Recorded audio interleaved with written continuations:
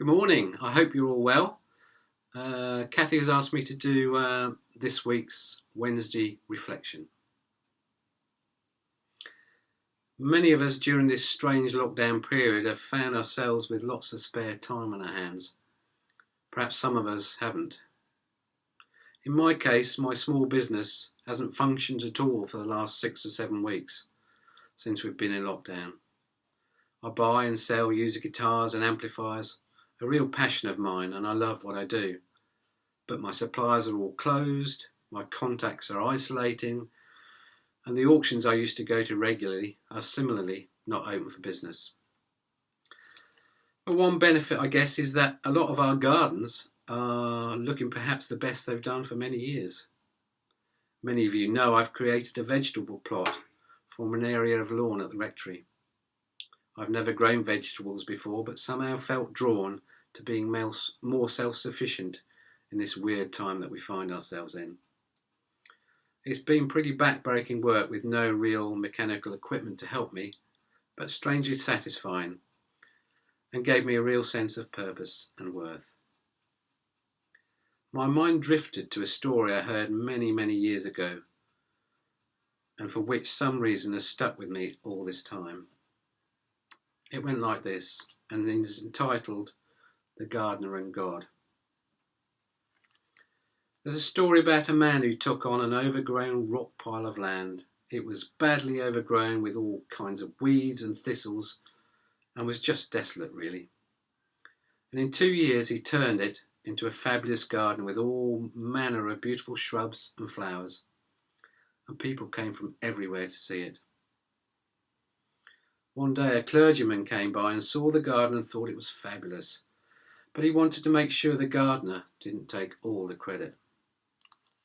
So the clergyman toured the garden to have the chance to meet the gardener, and he eventually found him, shook his hand and said, "Mr. Gardener, you and the good Lord have made this truly a beautiful garden." The gardener immediately understood his message and his point and replied, "I think that is true. If it was not for the sunshine and the rain and the miracle of the seeds and the soil and the seasons, there'd be no garden at all." But he continued, "But you know, you should have seen this place a couple of years ago when God had it all to himself." It made me chuckle even back then, and I get the gardener's almost resentful last comment. But it's true, God supplies us all the materials for the task in hand, but it's us that need to put into action, hand in hand with him. Without the hard work of the garden would still be overgrown and still a rock pile and probably still full of weeds.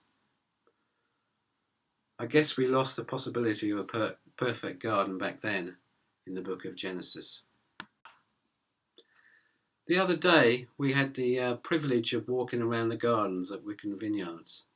It is spectacularly beautiful, with well-planned and stocked borders, fruit trees, shrubs, some of which I've never even heard of, stunning trees and abundant flowers of every kind, all linked together by a meandering series of pathways and passages. There's indeed a surprise at every corner. I surmise the time and effort that has gone into creating such a spectacular garden, and how many gardeners had toiled there every day. There was hardly a weed to be seen. And at the far end of the garden was a brick wall. It was a boundary between the garden and a well-nibbled paddock. It had a wooden gate between it and a flock of about 15 sheep. I think they were rams actually, separated from the ewes during lambing. They looked a little shabby, but they also looked very hungry. I wonder what they thought as they peered longingly over that fragile gate and gazed at the succulent, abundant greenery beyond. It'd only take someone to accidentally leave that gate open, or indeed over time, if the wall and the gate were not maintained properly, the rams would have a field day, and all that hard work would be wasted as they probably devoured everything in sight. So it is, I believe, the same with all our lives. If we don't maintain our defences, as it were, our spiritual lives with God, if we don't try and keep the gate closed to all that the world has to offer and distract us with. One day a sheep will slip through our defences and begin to devour all that is good, be it ever so subtly. We can achieve this by maintaining our communion with God, be it in Bible study, prayer, fellowship with others, or just keeping up that conversation with our Heavenly Father, and day by day falling deeper in love and trust with Him.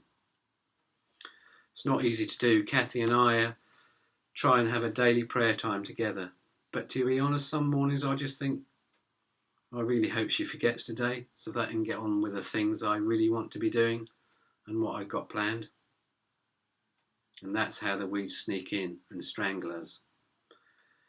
Eventually our spiritual garden falls into disrepair and gets overgrown with all manner of other things.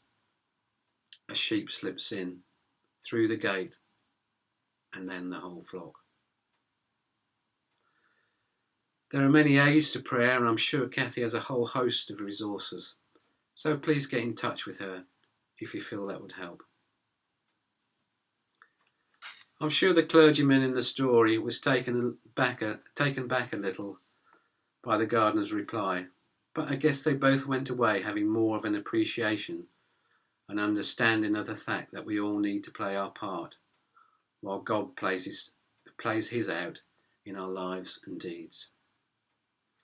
This time of lockdown is a real example of this. Whilst we, God's people, play our part in our local communities, supporting neighbours, telephoning people, just chatting over the fence, praying, and all manner of other good deeds, God, I believe, is using these kindnesses and this time to build and strengthen his flock here in our Benefice. I pray that this is your experience. God bless. Sir Kenneth and Carla have kindly opened Wickham Vineyard Gardens for all to see, and they are open Wednesday, Thursday, Friday and Sunday between 2 and 5, and it's free of charge to enter and enjoy during this lockdown period. Once again, God bless.